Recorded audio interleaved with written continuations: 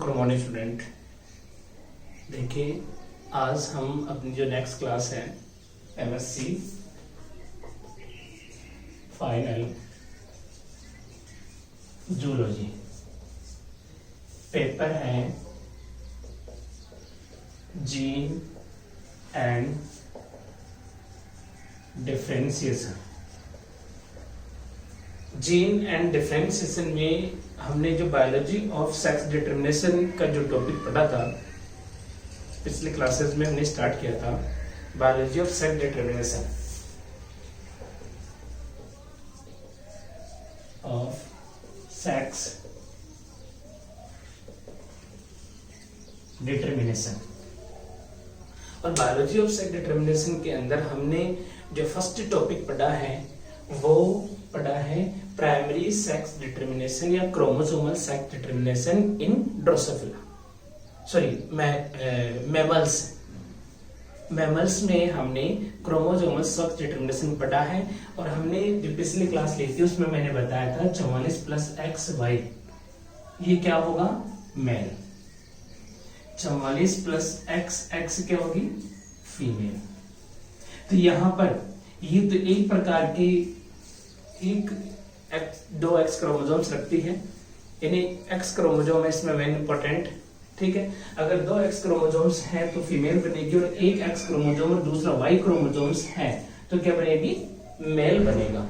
अतः हम कह सकते हैं कि Y जो क्रोमोसोम है वो इंपॉर्टेंट रोल प्ले करता है सेक्स डिटरमिनेशन में, मेल्स में। और वाई क्रोमोसोम्स की भी मैंने यस्टरडे जो क्लास थी उसमें मैंने बताया था कि वाई क्रोमोसोम्स की जो शॉर्ट आर्म होती है, ये शॉर्ट आर्म है, इस शॉर्ट आर्म के टिप पॉइंट से 3500 बेस पेयर नीचे की तरफ, 3500 बेस पेयर नीचे की तरफ यहां पर एक SRY जीन प्रेजेंट होता है, ठीक है ना। और ये SRY जीन जब सिर्फ Y क्रोमोसोम्स की शॉर्ट आर्म में प्रेजेंट होता है तो क्या बनेगा, ये जीन टेस्टिस के डिटरमिनेशन के लिए रेस्पॉन्सिबल होता है।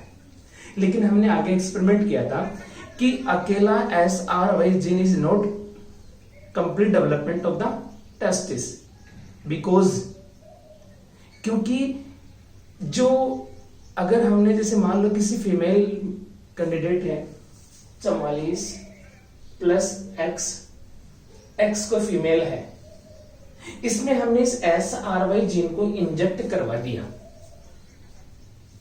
तो ये SRY जीन इस फीमेल के अंदर टेस्टिस का डिटरमिनेट, टेस्टिस तो बनाएगा लेकिन टेस्टिस भी बनाएगा, ठीक है। अदर असेसरी जो रिप्रोडक्टिव ऑर्गन्स होते हैं जैसे पेनिस है वो भी बनेगा। लेकिन अगर हम आगे की बात करते हैं कि स्पर्म की बात करें तो स्पर्म का कंप्लीट डेवलपमेंट नहीं होता, यानी एक तरह से फंक्शनल स्पर्म नहीं बन पाएंगे। सो दैट हम कह सकते हैं कि SRY एक अकेला ही कंप्लीट टेस्टिस के डेवलपमेंट के लिए रेस्पॉन्सिबल नहीं होता। अदर कुछ जीन्स होते हैं, अदर कुछ प्रोटीन्स होती है, उनकी प्रेजेंस में ही यह कंप्लीट डेवलपमेंट करता है। और उसमें मैंने आपको दो प्रकार की बताई थी, ऑटोसोमल जीन बताया SOX9 और SF1, ठीक है ना। और वो दोनों के दोनों रेस्पॉन्सिबल थे, ठीक है। अब अगर हम देखते हैं, हम अब बात करते हैं ड्रोसोफिला की। किसकी बात करेंगे, ड्रोसोफिला। ये तो होगी मैमल्स की बात, ठीक है। अब मैमल्स की कंप्लीट हो चुकी है, अब हम ड्रोसोफिला में किस प्रकार से क्रोमोसोम्स के द्वारा सेक्स डिटरमिनेशन होता है हम उसकी बात करते हैं। देखो मेल में तो वाई यानी अगर मैमल्स की बात करते हैं तो मैमल्स में तो वाई क्रोमोसोम रेस्पॉन्सिबल होता है किसके लिए, सेक्स डिटरमिनेशन के लिए, कि मेल बनेगा या फीमेल बनेगा। लेकिन यहां पर ड्रोसोफिला की बात करें तो जस्ट अपोजिट वर्क है, कुछ अलग डिफरेंट है, बिल्कुल ही डिफरेंट है, ठीक है। यानी मैमल्स और इंसेक्ट में सेक्स डिटरमिनेशन की प्रोसेस बिल्कुल ही डिफरेंट होती है, ठीक है। मैमल्स में मेल सेक्स डिटरमिनेशन में, यानी अगर मेल सेक्स डिटरमिनेशन में वाई क्रोमोसोम रेस्पॉन्सिबल होता है, कौन सा क्रोमोसोम रेस्पॉन्सिबल होता है? वाई क्रोमोसोम्स, और उसी का इंपॉर्टेंट रोल होता है। इसमें एक्स क्रोमोसोम का कोई इंपॉर्टेंट रोल नहीं होता। मैमल्स में किसका इंपॉर्टेंट रोल होता है? सिर्फ वाई क्रोमोसोम्स का ही। एक्स क्रोमोसोम का कोई भी रोल प्ले नहीं होता मैमल्स में। लेकिन अगर ड्रोसोफिला की बात करें, फल मक्खी की बात करते हैं, तो ड्रोसोफिला के अंदर एक्स क्रोमोसोम ही रेस्पॉन्सिबल होता है। इसमें वाई क्रोमोसोम नहीं होता, इसमें वाई क्रोमोसोम्स होता ही नहीं है। अतः यहां पर एक्स क्रोमोसोम्स की प्रेजेंस कितनी संख्या में प्रेजेंट है, यही इसकी प्रेजेंस ही एक इंपॉर्टेंट रोल प्ले करती है सेक्स डिटरमिनेशन में। अर्थात ड्रोसोफिला में सेक्स डिटरमिनेशन एक्स क्रोमोसोम्स पर प्रेजेंट, फीमेल एक्स क्रोमोसोम्स पर present male determinate autosomes chromosomes present होते हैं, और इनके बैलेंस द्वारा ही सेक्स डिटरमिनेशन होता है। अगर इनका रेशियो कितना है, मतलब एक्स क्रोमोसोम्स का रेशियो कितना है, उसी पे डिपेंड करेगा। अगर एक एक्स क्रोमोसोम है तो क्या बनेगा? मेल। अगर एक एक्स क्रोमोसोम है और अगर दो एक्स क्रोमोसोम प्रेजेंट है तो क्या बनेगी? फीमेल। तो यहां पर वाई क्रोमोसोम्स का कोई रोल ही नहीं है, ठीक है ना। कहने का तात्पर्य है कि अगर एक डिप्लॉइड सेल में 2 एक्स क्रोमोसोम्स हैं तो बनने वाली मक्खी कौन सी होगी? फीमेल। अगर एक डिप्लॉइड सेल में कितने एक्स क्रोमोसोम है? 2, यानी 2x अनुपात a। अगर ये अनुपात है 2x, यानी 2x क्रोमोसोम्स, a का मतलब ऑटोसोम्स। अगर ये रेशियो है तो क्या बनेगी? फीमेल बनेगी। और एक x क्रोमोसोम्स है, x अनुपात a, तो क्या बनेगा? मेल। क्या बनेगा? मेल बनेगा, ठीक है ना। तो यहां पर ड्रोसोफिला की हमने एक डिफरेंट चीज पढ़ी है कि ड्रोसोफिला में डिफरेंट वे से ही सेक्स डिटरमिनेशन होता है, ठीक है ना। तो ये है आपके ड्रोसोफिला का sex determination by the chromosome sex determination in Drosophila, ठीक है ना। इसी प्रकार X0 स्टाइल मेल होंगे ड्रोसोफिला में। अदर इंसेक्ट में जनरली अगर बात करते हैं, कंडीशन ऑब्जर्व की गई है जिसकी मेन एनिमल का सेम पार्ट मेल और सम पार्ट फीमेल होता है। यानी ड्रोसोफिला में अदर इंसेक्ट में जनरली गाइनोमॉर्फिक कंडीशन, कौन सी कंडीशन? गाइनोमॉर्फिक कंडीशन ऑब्जर्व की गई है कि उसका एक पार्ट मेल का है और एक पार्ट फीमेल का है, ठीक है। Some part male and some part female. इसी कारण एक एम्ब्रियोनिक न्यूक्लियस में, इसी कारण देखो, अगर बात करते हैं कि एम्ब्रियोनिक जो सेल होती है उसकी न्यूक्लियस में एक्स क्रोमोसोम का लॉस होना तथा इसी घटना के लिए इंसेक्ट में कुछ हार्मोन रेस्पॉन्सिबल होते हैं, कुछ सेक्स हार्मोन रेस्पॉन्स। देखो एक्स हार्मोन यानी एक्स क्रोमोसोम के लॉस होने से जाइगोट की सेल बनती है, यानी 2 टाइप्स की सेल्स बनती हैं, एक एक्स फीमेल और एक X0 मेल। यानी अगर एक्स क्रोमोसोम का लॉस होता है, ठीक है, तो 2 टाइप की सेल्स बन सकती है, एक्स फीमेल व X0 male. X0 cell male character display करती है, X0 मेल कैरेक्टर डिस्प्ले करती है और double X female character display करती है, ठीक है ना। वाई क्रोमोसोम्स का ड्रोसोफिला में सेक्स डिटरमिनेशन में कोई भी रोल नहीं है, मैंने आपको पहले ही बता दिया था। Y chromosomes is responsible in the mammals for the sex determination. ठीक है ना, ड्रोसोफिला में इसका कोई भी रोल नहीं है। इसके अतिरिक्त X अनुपात A रेशियो मेल और फीमेल कैरेक्टर के कुछ जीन द्वारा कंट्रोल किया जाता है और ये जीन सेक्स डिटर्मिनेशन के लिए असेंशियल होते हैं और ये डेवलपमेंट सीक्वेंस में डिटर्मिनेट होते हैं। जैसे सेक्स लेथल जीन है, ट्रांसफॉर्मर जीन है TRA फर्स्ट, ठीक है, transformer gene second, TRA second, DSX intersex. तो डेवलपमेंट पाथवे में इन जीन्स की पोजीशन का बेस अलग अलग होता है, ठीक है। और इन जीन का अगर प्रोडक्ट देखते हैं, इन जीन द्वारा बनने वाली प्रोडक्ट की कंप्लीटली एब्सेंट होने पर म्यूटेशन उत्पन्न हो जाता है। अगर इन जीनों के द्वारा अगर प्रोडक्ट कंप्लीटली एब्सेंट होते हैं तो म्यूटेशन 100% होगा।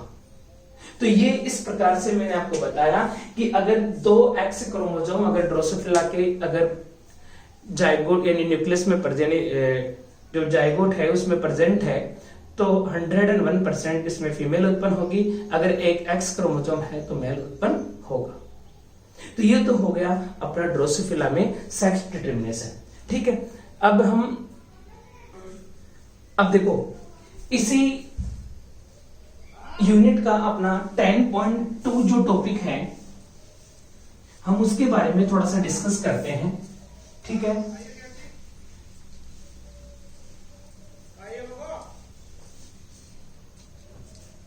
देखिए secondary sex determination in mammals 10.2 10.2 secondary sex determination. अब तक हमने जो पढ़ा है 10.1 में वो प्राइमरी सेक्स डिटर्मिनेशन है, यानी टेस्टिस एंड ओवरी का डिटर्मिनेशन। ये दोनों के दोनों क्या है, ये दोनों के दोनों यानी टेस्टिस और ओवरी का डिटर्मिनेशन मेल और फीमेल के अंदर ये प्राइमरी सेक्स डिटर्मिनेशन है। ये प्राइमरी कैरेक्टर है, मेल होगा या फीमेल होगा। यहां पर कंफर्म हो जाता है कि कोई भी कैंडिडेट मेल होगा या फीमेल होगा। लेकिन अगर हम बात करें मेल और फीमेल कंप्लीट फिनोटाइप्स से, किसकी बात करें, कंप्लीट फिनोटाइप्स की बात करें तो टेस्टिस और ओवरी का फॉर्मेशन या डिटर्मिनेशन हो जाना ही कंप्लीट फिनोटाइप्स नहीं होते, कंप्लीट लैंगिक लक्षण नहीं होते, ठीक है ना। अतः कंप्लीट फिनोटाइप्स के फॉर्मेशन के लिए इन टेस्टिस और ओवरी से कुछ विशिष्ट प्रकार के हार्मोन सीक्रेट होते हैं, कुछ स्पेशलाइज्ड हार्मोन सीक्रेट होते हैं और उन हार्मोन की मदद से सेकेंडरी कैरेक्टर्स का डेवलपमेंट होता है, सेकेंडरी सेक्स डिटर्मिनेशन होता है। और जब सेकेंडरी सेक्स डिटर्मिनेशन हो जाता है तब ही हम उसे कंप्लीट सेक्सुअल फिनोटाइप्स की श्रेणी में इंक्लूड करते हैं, अदरवाइज वो कंप्लीट सेक्सुअल फिनोटाइप्स की श्रेणी में नहीं है, ठीक है ना। तो सेकेंडरी सेक्स डिटर्मिनेशन क्या है, सेकेंडरी सेक्स डिटर्मिनेशन में मेल और फीमेल में के फिनोटाइप्स का डेवलपमेंट होता है। मेल और फीमेल में कंप्लीट फिनोटाइप्स का डेवलपमेंट होता है जो टेस्टिस और ओवरी के द्वारा सिक्रेटेड हार्मोन्स के द्वारा होता है। और मेल और फीमेल में secondary sex determination have to major यानी टेम्पोरल फेज, 2 फेज होती है इसमें। The first phase occur within the embryo during organogenesis, ठीक है ना। यानी 2 स्टेज में मेल और फीमेल में सेकेंडरी सेक्स डिटर्मिनेशन 2 फेज में कंप्लीट होते हैं। ये जो सेकेंडरी सेक्स डिटर्मिनेशन है ये कितने फेज में कंप्लीट होता है, 2 फेज में। फर्स्ट फेज फर्स्ट फेज होती है, कब घटित होती है? The first phase occur within the embryo during organogenesis, यानी बच्चा मां के गर्भ में रहता है और जब बच्चे के अंदर यानी जब बच्चे का फॉर्मेशन होता है, टू एंड जाइगोट का फॉर्मेशन होता है, उसमें ब्लास्टुलेशन क्लीवेज होगा, ब्लास्टुलेशन होगा, गैस्ट्रुलेशन होगा, उसमें डिफरेंशिएशन होगा। ऑर्गेनोजेनेसिस की क्रिया जब होती है उस समय, जब ऑर्गेनोजेनेसिस की जब क्रिया होती है, एक तो उस समय सेकेंडरी सेक्स डिटर्मिनेशन होता है, और दूसरा कब होता है? जब वही बच्चा डिलीवर होके मां के गर्भ से बाहर निकल आता है, तब वो एक फिक्स एज के बाद में एक प्यूबर्टी यौवना अवस्था प्राप्त करता है। कौन सी अवस्था प्राप्त करता है? यौवना अवस्था, यानी किशोर अवस्था में। किशोर अवस्था के दौरान, एडोलेसेंस स्टेज के दौरान सेक्सुअल मैच्योरिटी अपना यानी आना, यानी उस समय जब बच्चा एक युवा अवस्था में यानी किशोर अवस्था में एंटर करता है, उस समय बच्चों के अंदर जो बेबी बर्थ होके आया है मां के गर्भ से, उसमें सेक्सुअल मैच्योरिटी डेवलप होना ही सेकेंडरी सेक्स डिटर्मिनेशन है। तो दो स्टेज हो गई। कितनी स्टेज हो गई? 2 स्टेजेस।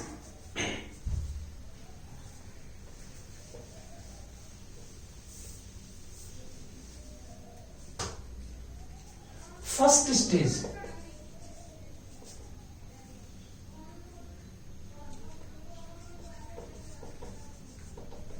ड्यूरिंग एम्ब्रियो ऑर्गेनोजेनेसिस, यानी जब 2 एंड जाइगोट बन जाता है तो उसमें क्लीवेज होगा। क्लीवेज होने के बाद में उसमें ब्लास्टुलेशन होता है, गैस्ट्रुलेशन होगा, उसमें डिफरेंशिएशन होगा, और उसके बाद में उसमें ऑर्गेनोजेनेसिस। तो ऑर्गेनोजेनेसिस बच्चे में जब ऑर्गन्स का फॉर्मेशन होता है मां के गर्भ में, उसी दौरान बच्चे में सेकेंडरी सेक्स डिटर्मिनेशन स्टार्ट होता है। उसी दौरान first time secondary sex determination होता है। और सेकंड कब होता है?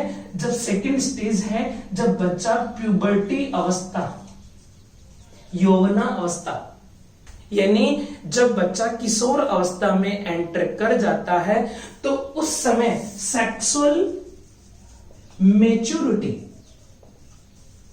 का डेवलप होना ही सेकेंडरी सेक्स डिटर्मिनेशन कहलाता है। अर्थात वह रिप्रोडक्शन की क्रिया स्टार्ट कर देता है, that is called puberty. That is called puberty. Sexual maturity अपनाना या starting for the reproduction, that is called puberty. Embryonic development के दौरान हार्मोन और पैराक्राइन ग्लैंड्स के डेवलपमेंट को कोऑर्डिनेट होने के साथ साथ सेकेंडरी सेक्स ऑर्गन्स का भी डेवलपमेंट करते हैं। यानी सेकेंडरी सेक्स ऑर्गन्स का डेवलपमेंट होना, जैसे यूट्रस का फॉर्मेशन होना, पेनिस का फॉर्मेशन होना, ओविड डक्ट का फॉर्मेशन होना, ठीक है, ये सारी चीजें, इन सभी चीजों का फॉर्मेशन होता है सेकेंडरी सेक्स डिटर्मिनेशन में। तो हम नेक्स्ट क्लास के अंदर सेकेंडरी सेक्स डिटर्मिनेशन पढ़ेंगे, किस प्रकार से टेस्टिस बन रहा है, तो टेस्टिस कौन सा हार्मोन सीक्रेट करता है जिससे ओवरी का फॉर्मेशन नहीं होता, ओविडक्ट का फॉर्मेशन नहीं होता, मूल्य, ठीक है ना। तो ये चीजें हम पढ़ेंगे नेक्स्ट क्लास में। जय हिंद।